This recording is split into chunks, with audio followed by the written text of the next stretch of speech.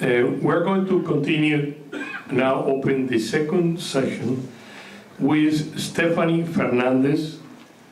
She is coming in behalf of Jose Ramon Mas.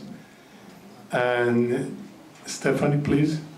She's a consultant with Profitality and Director of Business Development. And by the way, let me mention, Stephanie, that you are talking in behalf of the son of a dear friend, Jorge Mascanos. So welcome. Thank you.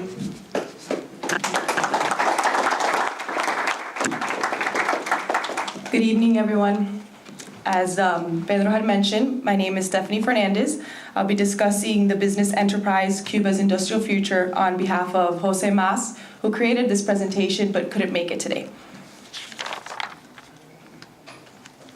So we'll start off the presentation by discussing three different types of economic systems.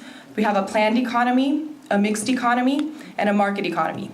A planned economy is, as we all know, a socialist economy where the government owns all of the economic resources and state planning. A mixed economy is a shared government and private ownership of the economic resources where many of the economic decisions are made by individuals, but the government still plays a significant role in the allocation and the distribution of these resources. And lastly, a market economy, which is mostly private ownership of these economic resources. So changing the role of a government. We'd have to change from a planned economy to a market economy. A planned economic system has been in Cuba for over half a century. So it's the government's responsibility in moving towards more of a market economy. And the way of doing this is, as Nick had mentioned, establishing a proper legal framework, enforcing laws, controlling corruption and organized crime, creating and enforcing property rights and economic freedom, encouraging private ownership and entrepreneurship, creating a sound economic, fiscal, and monetary policies, and preserving political stability. So this economic transition, what we needed is the basic needs for the thriving business, the basic needs being infrastructure, which was mentioned by the engineers, being the examples power, water and sewer, transportation, communication, internet, and as well as establishing a tax policy and establishing labor training. So formation of the entrepreneur. Start with a quote, "Necessity is the mother of all invention." And you see this quote occurring currently in the island.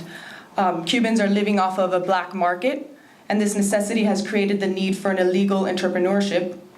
And in Exile, Cubans comprise one of the most economically successful immigrant groups on the planet. So as you see in both instances, entrepreneurship is in our blood. So the importance of entrepreneurs. First off, entrepreneurs create economic wealth and capital formation.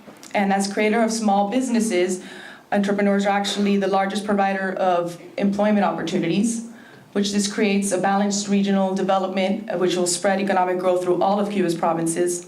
It'll reduce the concentration of economic power, and it'll improve the standard of living for all, and it'll create a faster move, again, to this market economy.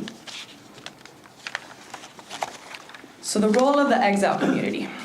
The Exile community is in a very unique position. We have a lot of successful immigrants that live in close proximity with a lot of entrepreneurial success. So there's this need of foreign investment, creating opportunities within Cuba through direct ownership of those currently living in Cuba. So the Exile community we have to take an active role in the mentoring and information on business formation. So it's critical, this free flow of information and the creation of incubators. So in conclusion, Cuba is going to be in need of new businesses in every single segment of the economy. So with proper government initiatives, there will be significant opportunities for entrepreneurs and foreign investments. May it be a small startup business to large opportunities in fields where most exiles have flourished in markets all over the world. So the Exile community can actively participate in the creation of this new business environment. So the highest priority has to be this creation of employment opportunities and, more importantly, ownership opportunities for Cubans on the island. Thank you.